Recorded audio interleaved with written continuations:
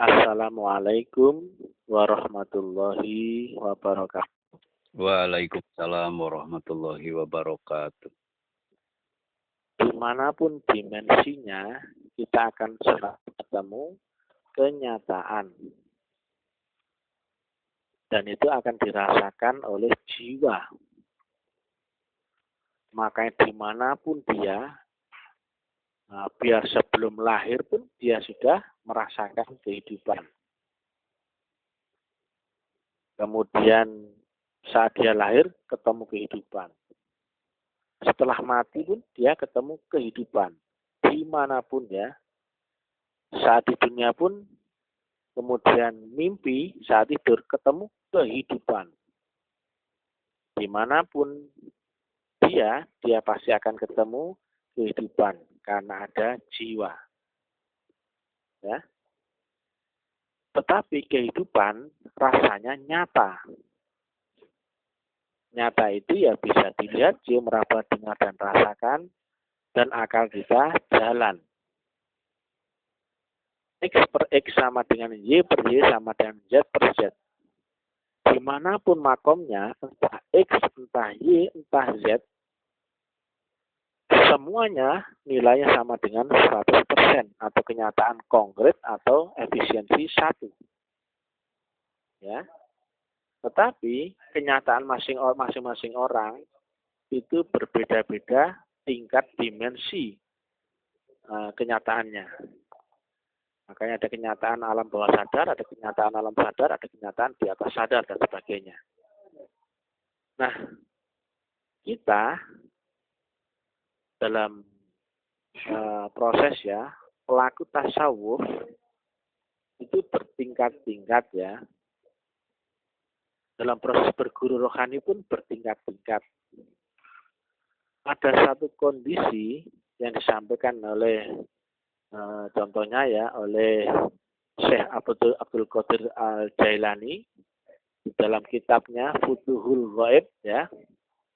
Ada satu kondisi ketika murid ini telah mencapai makom tertentu ya, yang dia ini telah bisa berhubungan dengan Allah, maka murid ini akan disapih atau dipisah dengan guru zahirnya. Ya. Karena sudah mencapai alam mutlak. Nah, sering kami sampaikan, mutlak itu bisa berarti 1, bisa berarti 2, bisa berarti banyak. Tetapi semuanya tetap mutlak.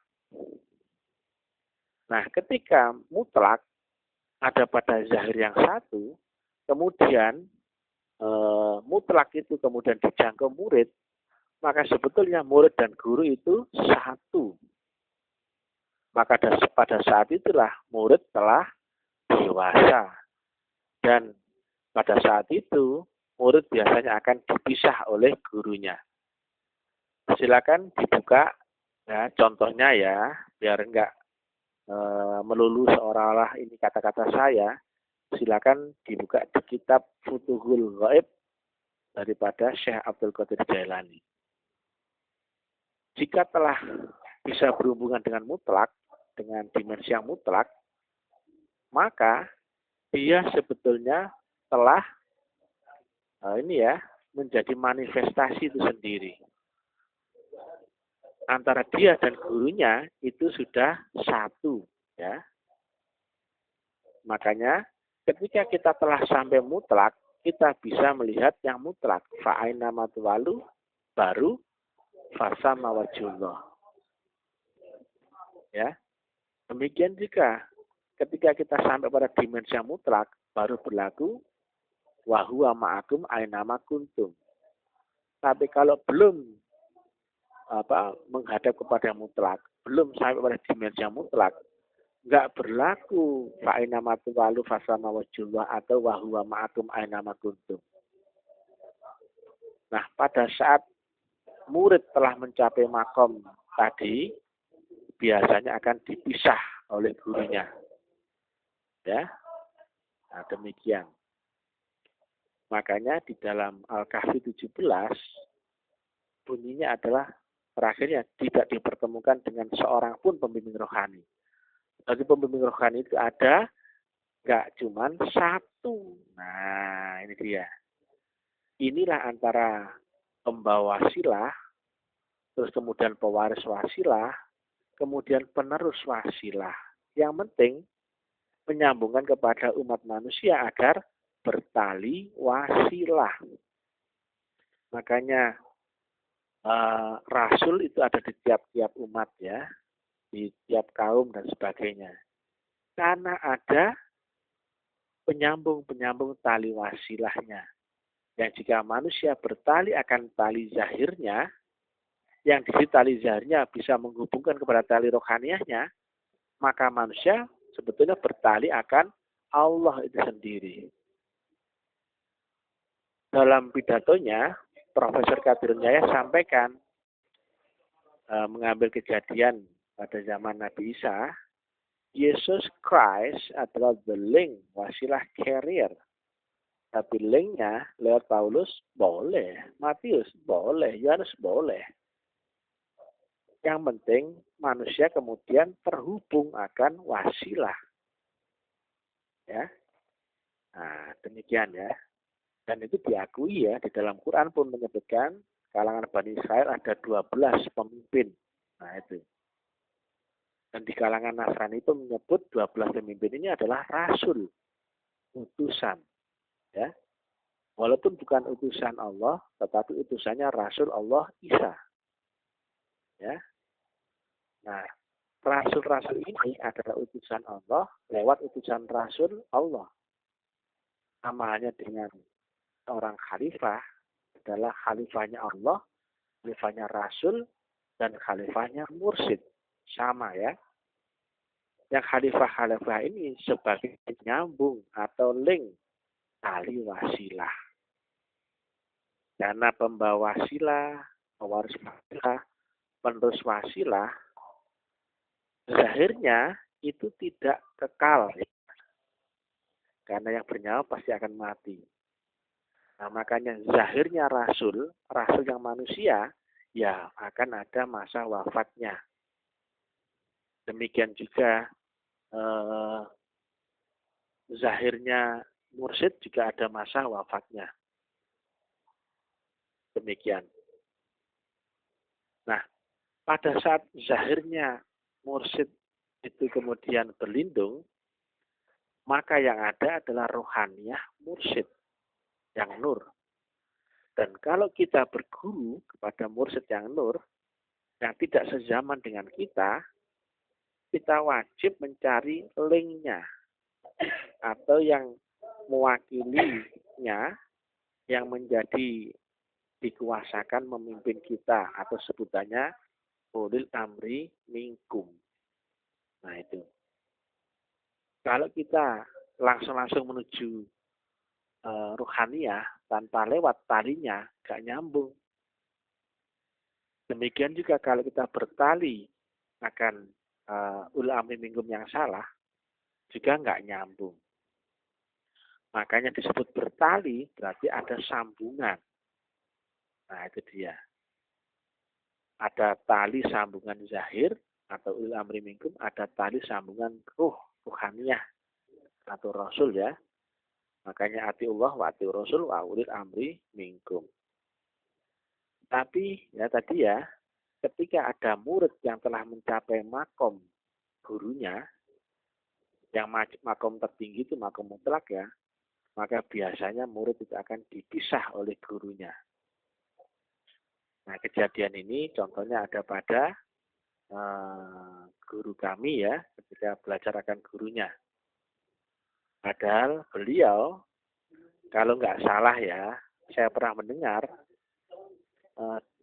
nur itu sudah ada pada Ayanda Guru sejak tahun 68. Ceritanya saat itu, gurunya beliau, ya, yaitu Profesor Qadir Yahya, sholat jamaah yang bertiga sama Profesor Fauzi dan Ayanda Guru. Itu tahun 68 ya. Kemudian setelah salam, nama beliau dipanggil ya, nama Ayanda Guru dipanggil oleh gurunya. Misalkan, hai gitu ya. Hai, Fulan, Nur itu turun ke kau, Fulan. Nah, itu tahun 68 dah, secara rohaniah. Tapi Ayahanda Guru tidak larut ya, tidak dimasukkan hati. Ternyata kemudian disempurnakan warisnya Nur ya. Nah, pada tahun sekitar 2001-an gitu ya, 2001 atau 2002 gitu. Dan yang mewariskan Nur itu secara resminya bukan dari Zahir gurunya atau bukan dari Zahir Profesor Kadir Cahya ya, tapi dari jalur yang lain yaitu nenek tapak gajah. Nah ini ya, makanya ya, walaupun orang itu telah mencapai makam gurunya ya, nah kemudian makanya secara zahir Ayahanda Guru kemudian dipisah oleh gurunya, disapeh ya, walaupun lewat asbab kejadiannya itu beliau difitnah lewat orang-orang ya, akhirnya gurunya itu kemudian memecat Ayahanda Guru ya, dikeluarkan ya. Ternyata Profesor Kadinjaya pun menyampaikan sepeninggalku nanti ayah tidak menurunkan waris. Dan ini nggak bisa dibantah karena banyak orang melihat, dengar, dan tahu di mana-mana ya. Beliau sampaikan di Malaysia dan sering ya. Ternyata rahasia Tuhan yang mewariskan adalah dari jalur satunya. Sama-sama ulama waris ya. Yang beliau ini, Nenek Tapak Gajah adalah waris dan kandung. Sanad dan nasab ya. Waris keilmuan artinya sanad dan waris darah adalah nasab dari gurunya profesor. Maka itulah ya, profesor menyiapkan anak didiknya untuk mendapatkan waris, tapi bukan beliau sendiri yang mewariskan, tapi karena adab lebih tinggi daripada amal, beliau mempersiapkan anak muridnya untuk menerima waris dari jalur satunya. Itu karena adab ya. Yang satunya ini adalah sanad dan nasab, yaitu putra kandung daripada gurunya Profesor Kadir Cahya secara zahir.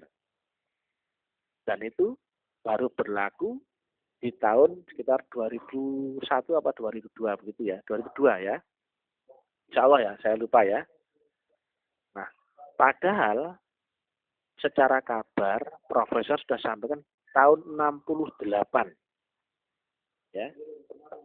Tahun 68, ya saya hitung ya.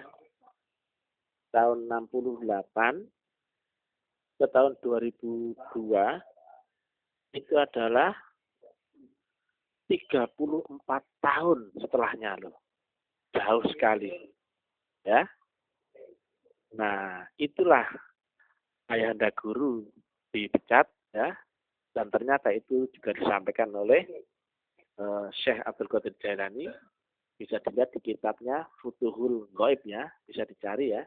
Di situ apabila murid telah mencapai makom mutlak atau telah bisa berhubungan dengan Allah, ya langsung ya, maka dia telah ada di posisi kedudukan guru.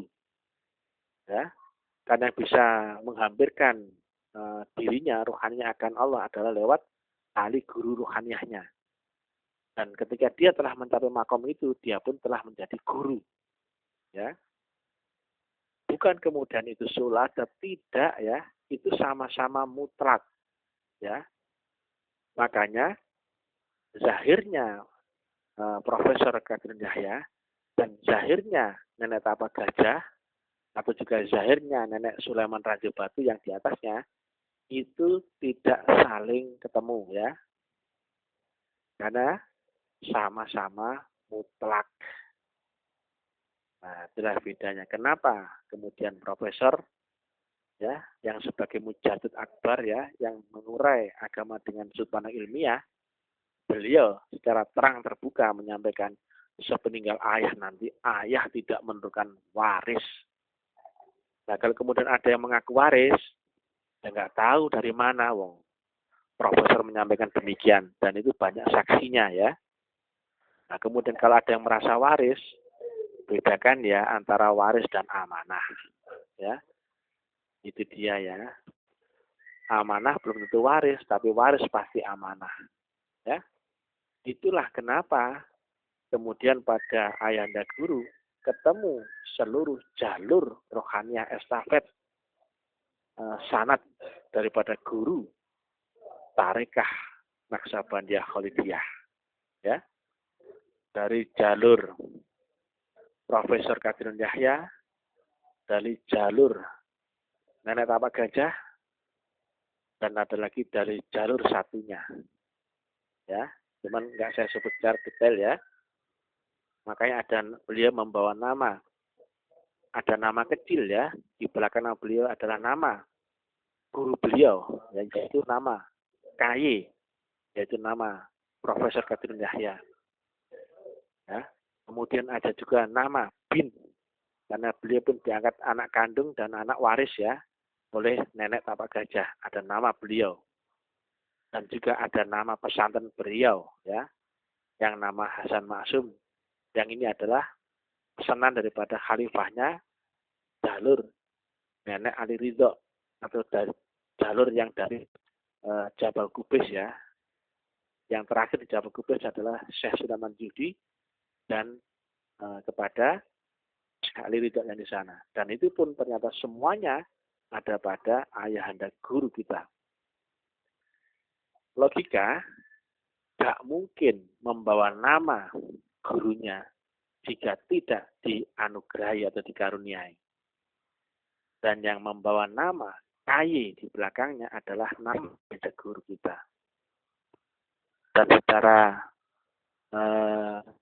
waris dan kandung, beliau pun diwarisi bin titik, yaitu nama Nenek Tapak Gajah ya. Kalau enggak diturunkan, enggak mungkin ya. Dan itu otentiknya jelas, ada ijazahnya dan ada saksinya. Bahkan ada fotonya dan bisa dilihat ya. Otentik. Inilah ya, kita akan ketemu status quo ya, di mana-mana orang mengaku ini dan itu ya wajar ya. Karena ya begitulah ya. Nah, dan juga banyak nanti akan cabang-cabangnya akan seperti itu terus ya. Nah, demikian ya. Mudah-mudahan bisa manfaat. Salam taklim marifat. Ini adalah tentang praktek Thariqah Naksabandiyah Khalidiyah. Ilahi anta maksudi waridakamat muswi. Bukan maksud kami menceritakan guru-guru kami dengan sosokan, tidak ya. Tapi masih kami sampaikan ya. Karena pun kami diperintah untuk itu ya. Kau tulis ya, kau sampaikan, biar dunia tahu siapa nama-nama besar di balik sekolah ini. Biar orang-orang tahu guru-guru kita. Nah, itu. Dan itu disampaikan di ruang pribadinya Nenek Utama Pungkut ya, waktu itu. Di ruang pribadinya. Nah, demikian yang bisa kami sampaikan. Assalamualaikum warahmatullahi wabarakatuh. Waalaikumsalam warahmatullahi wabarakatuh.